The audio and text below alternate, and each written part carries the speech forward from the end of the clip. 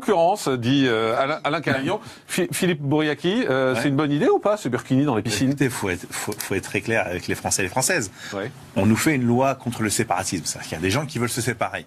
Visiblement, c'est pointé des islamistes, musulmans, radicaux, etc. Là, on a des femmes qui veulent, par pudeur, par conviction religieuse, peu importe, ça c'est leur problème, se retrouver au milieu de tout à chacun. Et pouvoir bénéficier de la piscine, de pouvoir faire du tennis ou autre. En burkini. En burkini, en foulard. Enfin, peu importe, en vérité. C'est quoi? On va créer quoi? Une police vestimentaire? Non, mais donc il faut l'accepter. Mais il faut accepter les lois de la République. Les lois de la République permettent à tout à chacun de pouvoir se déplacer, d'être libre de se déplacer. Même si on a été vachement entravé avec vous. Maxime Thiebaud. Mais moi, je vous le dis sincèrement, il est interdit en France de se balader en tenue nazie. Et ben pour moi, la burqa, c'est exactement la même chose. Ah, c'est l'indignité de la personne humaine. C'est votre interprétation. Non, parfait. Non. C'est l'atteinte à quoi? Non, c'est l'atteinte à la dignité de la personne humaine. C'est l'atteinte à la liberté de la femme. C'est sa soumission. Vous êtes des complices des islamistes. D'accord, tout va bien. C'est quoi? C'est le contraire de l'universalisme. Soumis à qui? Être obligé de faire l'avocat. C'est un choix persel. C'est ce que vous en savez, c'est un choix personnel. Vous pensez qu'une femme, elle a envie de se soumettre à Vous pensez qu'une femme a envie de se soumettre à l'islamisme?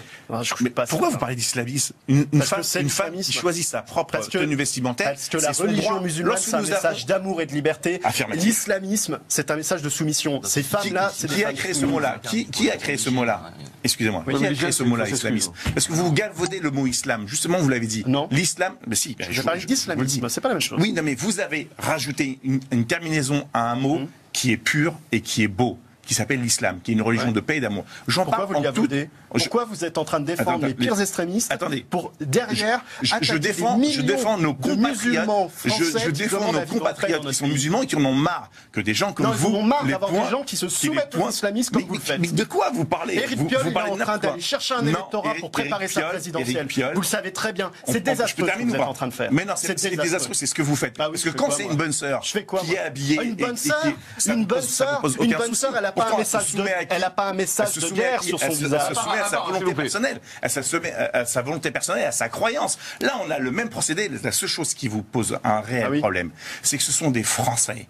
Et vous dites que si cet électorat, effectivement, et vous avez raison, si cet électorat demain se déplace massivement, vous allez faire encore moins que ce que vous avez fait. La maman de mon pote Yanis, quand elle l'emmenait au collège, quand j'étais au collège Jacques Prévert à Chalon-sur-Saône, elle avait un voile de pudeur qui était de couleur, qui était beau. Elle était belle sur son visage.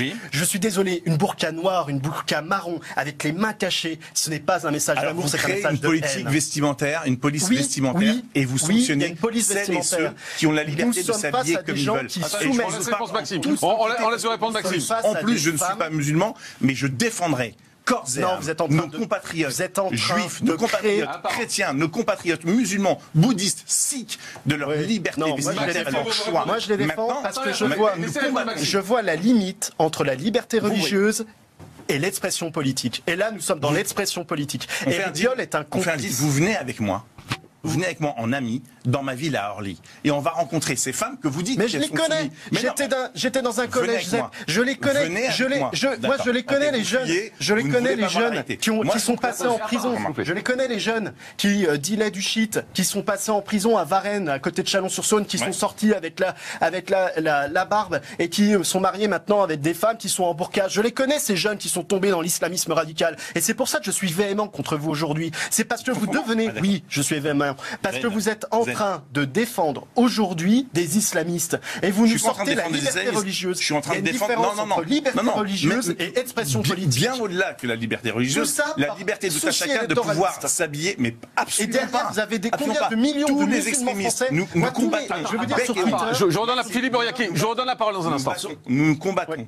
Bec et ongle, tous les extrémistes, tous les ennemis de la République, tous les ennemis de la démocratie, quels qu'ils soient, à chaque fois que je viens, que ce soit les blocs identitaires que vous fréquentez, vos amis qui veulent créer une guerre civile dans notre pays, mais vous êtes en train de la créer, vous êtes en train de l'alimenter. On dit justement, mais moi je vous ai proposé. Vous avez été complice de l'islamo-gauchisme. Vous êtes complice.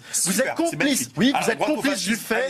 Vous êtes complice du fait qu'en France il existe des dominants, des dominés. Vous êtes d'accord avec l'essentialisation des gens, c'est-à-dire de réduire les gens à leur couleur de peau. Vous êtes fou. Je suis fou. C'est qui? C'est pas Madame Pulvar qui était d'accord pour qu'il y ait des réunions où il n'y ait que des noirs et qu'il n'y ait pas de blancs, ou qu'il n'y ait que des femmes et pas d'hommes? L'universalisme, c'est de ne pas dire. Restons sur le Burkini. Pour revenir au Burkini. Restons sur le Burkini. C'est un excellent sujet. Le Burkini, c'est un symbole de liberté pour vous? Pour moi, du moment que les femmes puissent s'habiller comme elles veulent, quelles qu'elles soient, qu'elles puissent sortir dans la société, et si ça leur permet de se sentir mieux et d'être au milieu des autres et d'être au contact et non pas enfermé. Est-ce que le Burkini est un symbole de la liberté de la femme? Le Burkini est un symbole... De quoi? De la soumission. De la soumission à qui? De la soumission à qui, Jean-Marc? De la soumission à qui? À une religion et peut-être à un homme. Mais à une religion et peut-être à un homme. Alors si elles sont soumises par un homme, il y a les lois de la République pour les défendre et les protéger. Et d'ailleurs, ça serait bien qu'on renforce, et Marlène Schiappa, je l'entends pas là-dessus, qu'on renforce la liberté des femmes et le soutien aux femmes victimes de violences. Maintenant, mais le Burkini n'est absolument jamais présent dans le Coran. Personne ne parle du Burkini. Mais c'est pour ça que je dis que c'est un choix personnel. Donc dans ces cas-là, on est bien d'accord. C'est un choix personnel qui veut dire quoi? Mais il faut leur demander à elles. Faut leur demander à elles. Elles vous parlent d'une question de pudeur qu'elles n'ont pas envie. Et on peut comprendre. Et il n'y a que les femmes musulmanes qui ont de la pudeur.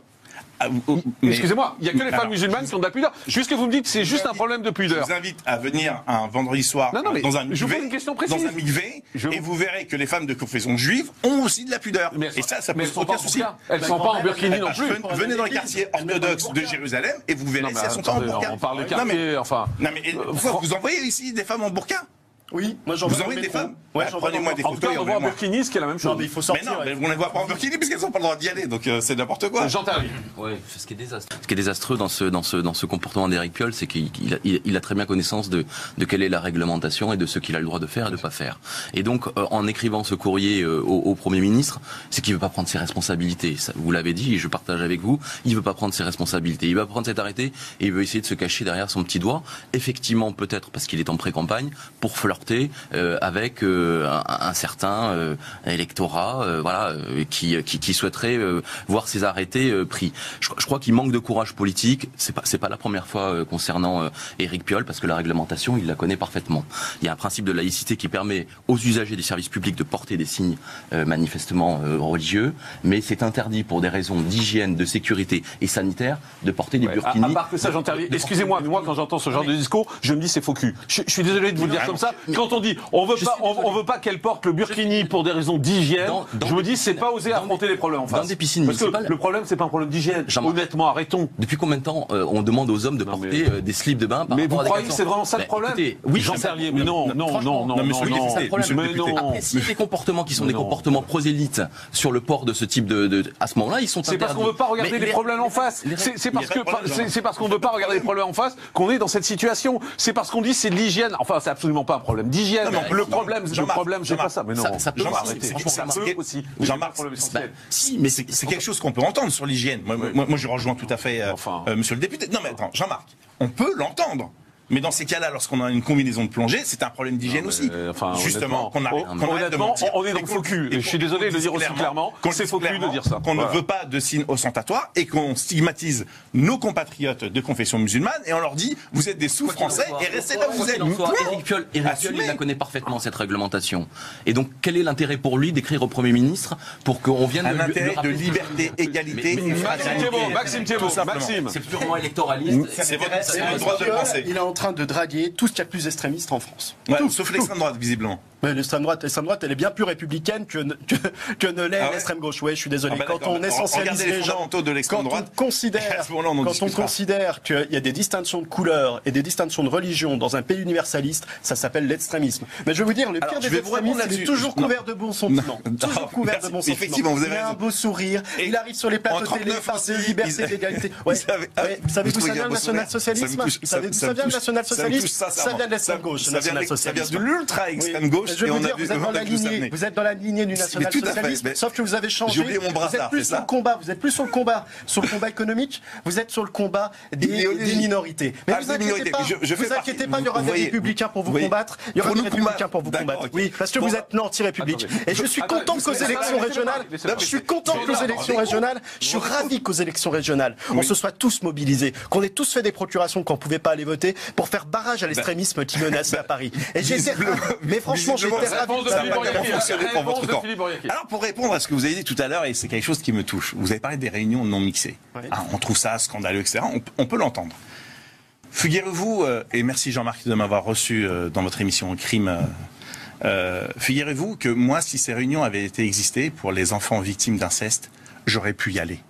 Et voilà. Et effectivement, le voyeurisme, pour certains, de se retrouver là... Parce que juste on précise d'un mot, parce que vous êtes une victime c'est ça, tout à fait. Donc, vous voyez, ces réunions permettent la liberté et la libération de la parole. Il y a des femmes qui se sentent bien entre femmes pour pouvoir parler. Il y a des gens racisés qui se sentent bien entre gens racisés pour parler. Moi, je suis pour l'universalisme.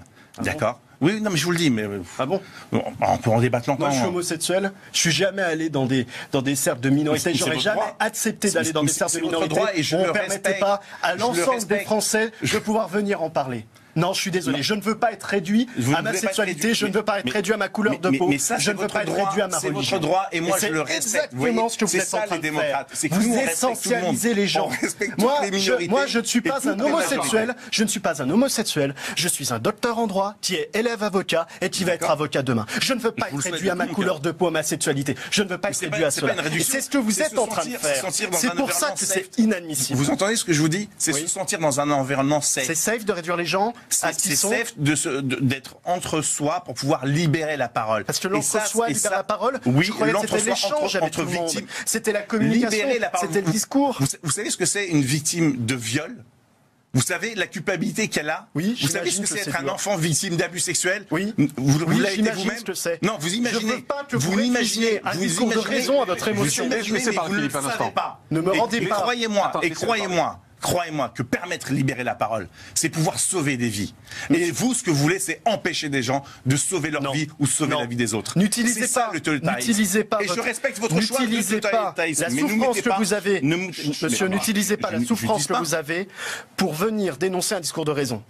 C'est indigne. Je vous le dis sincèrement. Ne venez pas me rendre coupable en utilisant votre expérience pour venir. Vous êtes coupable de vous-même. Je suis coupable de quoi ? Je suis coupable du fait qu'on ne peut pas discriminer les gens. Et bientôt vous allez me dire la GPA on n'en veut pas, la PMA on n'en veut pas. Gilad Barré là-dessus, pour apaiser un peu le débat. Gilad. Ce qui est très intéressant ici, c'est que chacun vit avec son expérience et son vécu. Exactement. On sent, et vous êtes à vif, et on le comprend bien entendu, vous aussi vous avez votre expérience et votre parcours de vie, et chacun a réussi à s'en sortir, en fait, en vous ouvrant totalement, vous en discutant peut-être entre vous, et voilà, il n'y a pas de règle non plus, on peut pas trancher ici le débat en disant voilà, c'est comme ça qu'on discute, c'est comme ça qu'on progresse dans la vie. Chacun ses expériences de vie, on ne peut pas définir une règle générale, et voilà, c'est au cas par cas, je pense que chacun, en fonction de ses tripes, on parle d'un modèle de société. En fonction de son vécu, chacun essaie de s'en sortir. On parle d'un modèle de société. Est-ce qu'on est dans une république ouverte et universaliste où on ne réduit pas les gens à ce qu'ils sont, ou est-ce qu'on est dans une république communautariste et multiculturelle où on réduit les gens à leur minorité. Et c'est la grande différence.